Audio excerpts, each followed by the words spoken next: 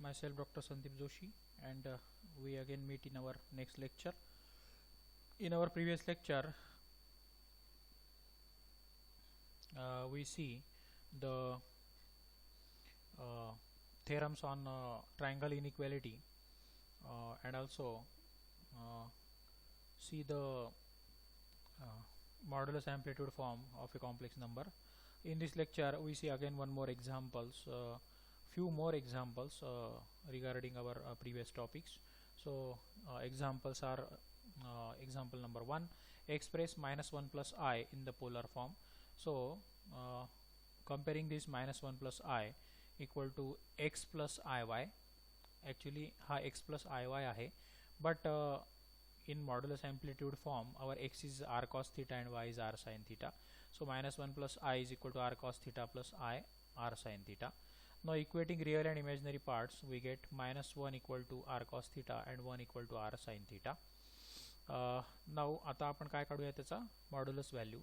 So r square is equal to, actually r असतो तो, but under route घ्यायच्या ऐवजी मी त्याला स्क्वेअर घेतला आहे. So r square is equal to याचा स्क्वेअर प्लस याचा square. So -1 square is 1 and 1 square is again 1. So r square is 1 plus 1, that is 2, and our r is root 2. Now cos theta is -1 by root 2 and sin theta is our 1 by root 2. Okay. Now when we see the values in our figure, then this will be our angle of 3 pi by 4. Okay. So in modulus amplitude form, we write the example is equal to r cos theta plus I sin theta, that is r is root 2 cos 3 pi by 4 plus I sin 3 pi by 4, and which is the required polar form of -1 plus I. Now there is another one very important example that prove that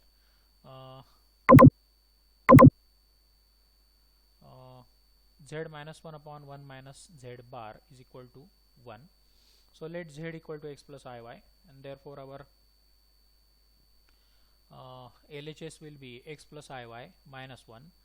1 minus z bar is x plus iy, but when आपण जेव्हा ती bracket बाहेर काढूया मायनसच्या, तर त्या मायनसचा काय होऊन जाईल, परत इथे प्लस होऊन जाईल. So 1 minus x plus iy. So that is equal to under root x square plus y square, म्हणजे real part square plus imaginary part square, that is x -1 bracket square plus y square. That is under root again 1 minus x bracket square plus y square. Okay, so that is equal to 1, and that is equal to RHS. Got it? Because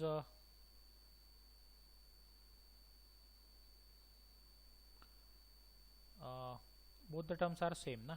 So cancel numerator and denominator, you get value is equal to 1, that is your RHS. Now again on the same topic, that compute the modulus and principal arguments of each of the following complex numbers: I raised to 7 plus I raised to 10. Second example is 1 upon 1 plus I, -1 plus I raised to 3, 1 plus I cube upon 1 plus I square. So we see one by one, but we take it fastly now, because on same topic the examples will be already we seen in our previous lectures. So I raised to 7 plus I raised to 10. I raised to 7 means I raised to 4 into I cube, plus I raised to 10 means I raised to 4 square, म्हणजे 4 दुने 8, आणि उरला I raised to 10 साठी I square, तो इथे घेतला.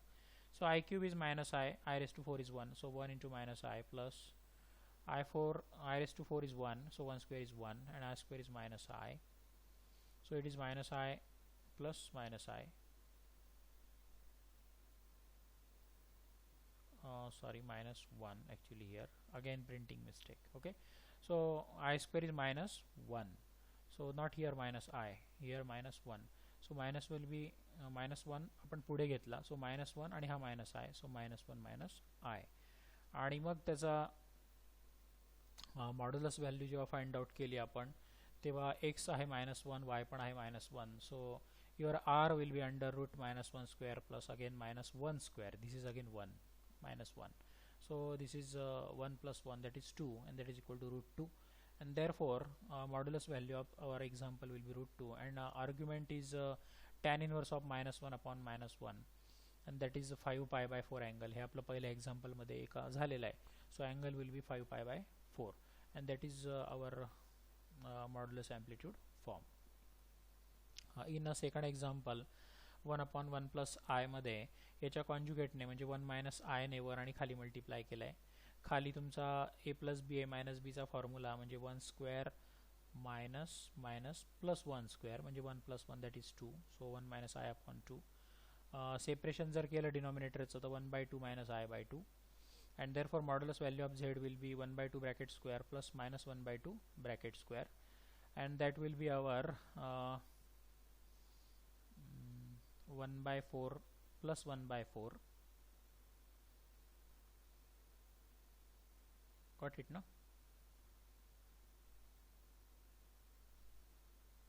So it will be 1/2 actually. It will be 1/2, not root 2, because 2 square here 4, that is 1 upon root 4 आणि root 4 येतो तुमचा 2. सो इथे परत स्पेलिंग मिस्टेक आहे, रूट 2 आहे. रूट 2 नाही आहे इथे, फक्त 2 आहे. तर ही रूटचं सिम्बॉल इथून काढून टाका, फक्त 2 येणार इथे 1/2 and therefore our tan inverse y upon x will be -1/2 upon 1/2 that is minus tan inverse of -1 म्हणजेच मायनस पाय बाय 4 म्हणता येईल किंवा 5 पाय बाय 4 कसंही म्हणता येईल. Okay. So this is again our example number 2. Now example number 3, let z equal to -1 plus I cube. आता क्यूबचा formula a plus b bracket क्यूबचा फॉर्म्युला माहिती आहे, a cube plus 3a square b plus 3ab square plus b cube या पद्धतीने. So -1 cube plus 3a square b म्हणजे I आहे plus 3ab square plus b cube आणि मग त्याला सिम्प्लिफाय केल्यानंतर येणार फक्त 2 + 2i म्हणजे 2 square plus 2 square modulus value of झेडमध्ये that is r is equal to √2 square plus 2 square म्हणजेच √4 + 4 म्हणजेच √8. ओके, हे इथं डायरेक्टली केलं आहे. And argument of z is equal to tan inverse of 2/2 म्हणजे 1 आणि तो म्हणजे पाय बाय 4 असतो आपला. ओके, टॅन इनवर्स ऑफ 1 म्हणजे पाय बाय 4. त्या डायग्रामनुसार क्लिअर होईल ते. नंतर z equal to 1 plus i cube upon 1 minus i square. परत न्यूमरेटरला a प्लस बी ब्रॅकेटचा क्यूब, त्या पद्धतीने हे सॉल्व करा. a minus b bracket square, त्या पद्धतीने हे सॉल्व करा. सॉल्व केल्यानंतर ॲड सबट्रॅक्ट काही टर्म्स होतील तेव्हा उरेल -2 + 2i, खाली फक्त -2i. ओके, तर या आयच्या कॉन्जुगेटने आता हे मायनस आयचा कॉन्जुगेट काय येणार, i अपॉन आयने वर आणि खाली मल्टिप्लाय करूया. 2 वरती पण कॉमन काढला, खाली पण कॉमन काढला, तो कॉमन कॅन्सल होईल म्हणजे वरती आला फक्त -1 प्लस आय आणि खाली आला फक्त -i. त्याच्या कॉन्जुगेटने म्हणजे i आणि i ने खाली मल्टिप्लाय केलं वर आणि खाली.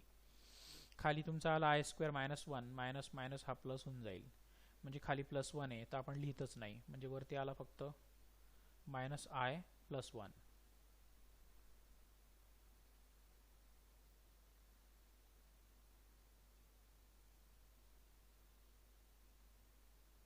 Okay, got it? So here actually again one more printing mistake. Here will be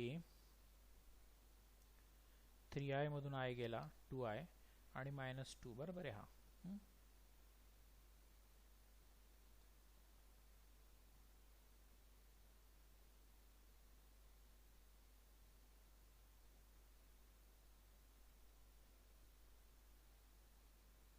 तर हा जेव्हा मायनस काढू आपण तेव्हा 1 मायनस आय येईल इथे, 1 minus I. This is not -1 plus I, this is 1 minus I. Okay, इथे पण तुमचा -2 + 2i बरोबर आहे.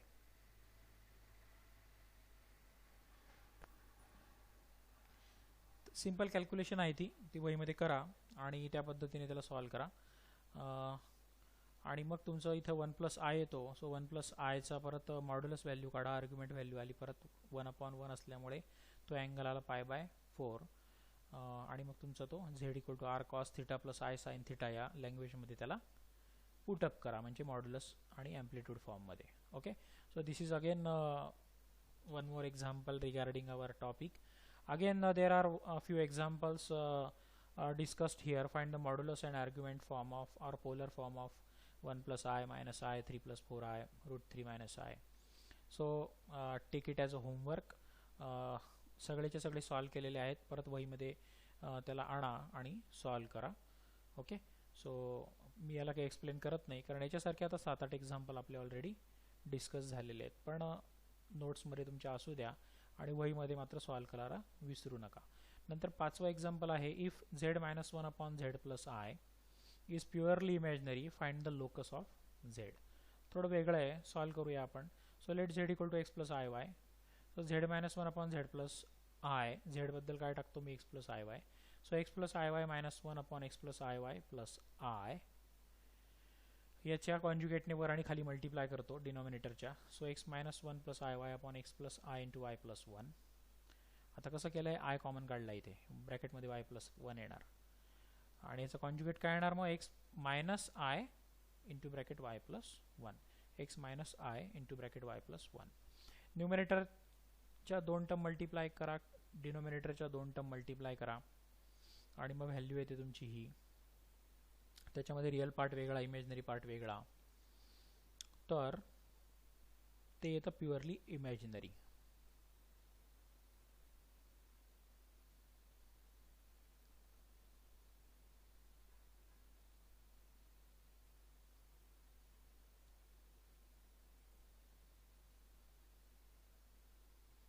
ते काय तुमचं प्युअरली इमॅजिनरी का तर हे दिलेलं आहे. ओके, इक्वल टू काय म्हटलं प्युअरली इमॅजिनरी. व्हाय, बिकॉज हा पार्ट जो आहे सॉल्व केल्यानंतर हा त्याने काय म्हटलं प्युअरली इमॅजिनरी. म्हणजे त्याचा रिअल पार्ट काय घ्यायचा आहे 0. Therefore real part of z minus 1 upon z plus i equal to 0. मग रिअल पार्ट कोणता तर हा अपॉन हे, कारण डिनॉमिनेटर सेपरेशन जेव्हा करू आपण तेव्हा हा रिअल पार्ट येतो आणि हा इमॅजिनरी पार्ट येतो. सो हा रिअल पार्ट काय होईल तुमचा 0 आणि therefore imaginary part real part जर 0 घेतला मग त्याला सिम्प्लिफाय करूया. Okay, the real part of z minus 1 upon z plus i equal to 0 म्हणजे हा रिअल पार्ट हा. आता एक ब्रॅकेट इकडे हे पूर्ण कॅन्सल होऊन जाईल कारण हा इकडे गेल्यावर 0 इंटू हा म्हणजे ही टर्म 0 म्हणजे इक्वल टू काय येईल upper value that is numerator's value equal to 0 that is x into x minus 1 plus y into y plus 1 is equal to 0 और x minus half plus y plus half equal to 1 by root 2 bracket square equal to 0. आता आपण एक काम करूया की